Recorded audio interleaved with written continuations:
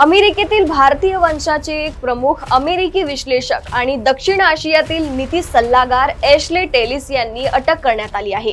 Ashley Tellis यांना गोपनीय कागदपत्र बाळगणं आणि चीनी सरकारी अधिकाऱ्यांना भेटण्याच्या आरोपाखाली अटक करण्यात आली आहे। 64 वर्षांच्या एशले टेलिस यांनी राष्ट्रीय संरक्षणासंबंधीची माहिती बेकायदेरित्या आपल्याकडे ठेवली असं न्यायालयाने म्हटलं आहे। व्हर्जिनियातील वियना येथील त्यांच्या घरातून 1000 पानांपेक्षा जास्त गुप्त कागदपत्र मिळाली आहेत। टेलिस हे अमेरिका भारत संबंधांसाठी प्रतिष्ठित आवाज मानला जातात। त्यांनी अनेक प्रशासनांमध्ये काम केले आहे। सुरक्षा यंत्रणांनी शुक्रवारी टेलिस यांना अटक केली आहे। औपचारिकरित्या सोमवारी त्यांच्यावर आरोप ठेवण्यात आले। टेलिस यांनी तत्कालीन राष्ट्राध्यक्ष जॉर्ज डब्ल्यू बुश यांच्या कार्यकाळात राष्ट्रीय सुरक्षा परिषदेत काम केलं आहे। एफबीआयच्या एका प्रतिज्ञापत्रात त्यांना परराष्ट्र विभागाचे सल्लागार आणि पेटांगणचे नेट असेसमेंट कार्यालयाचे एक ठेकेदार म्हणून दाखवलं आहे। ते Washington think tank Carnegie Endowment for International पीसचे वरिष्ठ फेलो आहेत। टेलिस एक सीनियर नीती रणनीतिकार आहेत।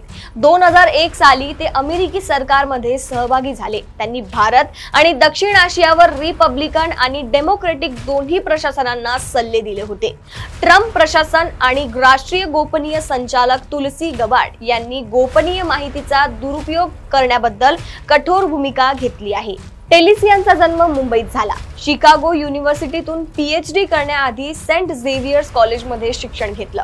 शिकागो युनिव्हर्सिटीतून पॉलिटिकल सायन्स या विषयातून त्यांनी एमए केलं। मागच्या काही वर्षांपासून टेलिस अमेरिका भारत चीन नीतिगत क्षेत्रात एक स्थायी सदस्य बनले आहेत।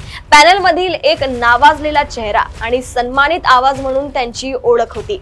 त्यांच्या लेखनावर वॉशिंग्टन, नवी दिल्ली आणि बीजिंग मधून बारीक लक्ष ठेवलं जायचं।